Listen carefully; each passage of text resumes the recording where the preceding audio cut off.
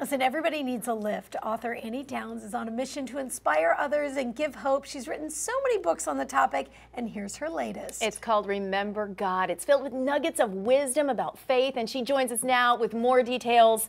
How many books is this? 3? Hey, friend.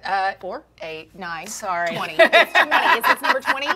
I love that. Where do you find the inspiration, and how is this one different from the others? You know, the truth is, I literally just write what I'm experiencing. I'm not that gifted. I'm just telling stories. I just love telling stories, and I feel like that's kind of what this is about, is how do we live in our lives in a way that tells the story of what God is doing for us so that others can go, that's not just like my story, but I can see how that story connects with mine. Right. So this one's a little bit different because it's just a little bit more painful. Am I allowed to say that? It's just a little bit more raw of like, I didn't get what I wanted, and what does that mean? But don't you think there's a lot? It'd be great to say that I live in this unshaken faith, you know, and everyone would love to be able to say that, but sometimes there's experiences in life or something that has happened to you that shakes faith. Is that where we're going with this one? Yeah, that's the question is God really who he says he is? So no matter what you believe, what have you heard about God, and do you think that's true?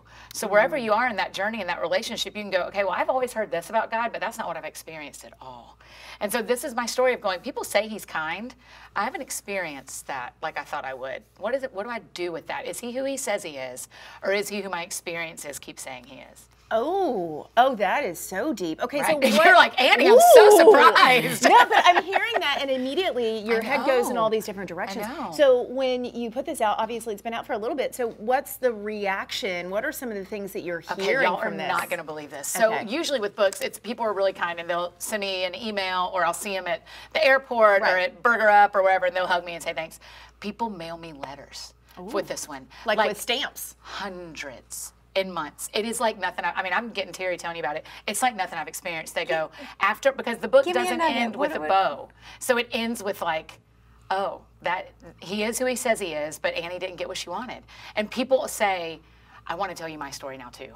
I just read your story. I want to tell you my story too. And it's just pages. I just sit at my house or at my office and just read them and just cry. We save all of them. We have 2, the book came out in October. We have 2 scrapbooks already full because I keep every one of them. And do you feel like that's part of the healing or getting deeper to your faith when you're able to open up? That's right. So readers opening up to you and it tells me that they are seeing, it's working. You're exactly right, Carol. That's exactly it. And that's what you see. Follow up to the book.